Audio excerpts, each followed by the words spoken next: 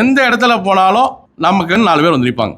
அதே மாதிரி எந்த ஒரு பிரச்சனையாக இருந்தாலும் நமக்கு என்ன அப்படின்னு நீங்க விலகி போக கூடாது. நம் சமுதாயத்துக்கு ஒரு பிரச்சனை, நம் சமுதாயத்தை சேர்ந்தவருக்கு ஒரு பிரச்சனை அப்படின்னா நாம் 4 பேர்னால 10 பேர் 20 பேர் 50 பேர் அந்த ஒன்று கூடணும். நாம் அந்த மாதிரி ஒன்று கூடும்போது மட்டும்தான் வந்து நமக்கான தேவை, நம்ம அடுத்து நம்ம ஜென்ரேஷன் இப்ப நம்மளே இப்படி இருந்தோம்னா நம்ம வாரிசுகள் அடுத்த ஜென்ரேஷன் எப்படி இருக்குன்னு யோசனை பண்ணி பாருங்க. பெங்களூர் ஒர்க் பண்றாங்க, அங்க ஒர்க் பண்ணிட்டு இருக்காங்க, ஹைதராபாத் ஒர்க் பண்ணிட்டு இருக்காங்க, வெளிநாட்டில் ஒர்க் பண்றாங்க, வந்தாங்க யாருன்னே தெரியாது, மாமா யாரும் மச்சா யாரு பங்காளி யாருன்னு தெரியாது, அண்ணன் யாரு தம்பி யாருன்னு தெரியாம போயிடும். நீங்கள் உங்க அடுத்த உங்க ஜென்ரேஷனுக்கு வந்து நம்ம சமுதாயத்தை பத்தி சொல்லி வளர்க்கணும். யார் மாமா மச்சா மாப்பிள்ள இந்த மாதிரி ஒரு நிகழ்வுக்கெல்லாம் நீங்க வந்து நம்ம பசங்களை கூட்டிட்டு வரணும், என்னன்னு தெரிஞ்சுக்கணும், உறவுகளை வந்து நீங்க பலப்படுத்தணும். உறவுகளை பலப்படும் போது எல்லாமே நமக்கான தேவைகள் அனைமே கிடைக்கும் அப்படிங்கிற நேரத்தை தெரிவிச்சுக்கிறேன்.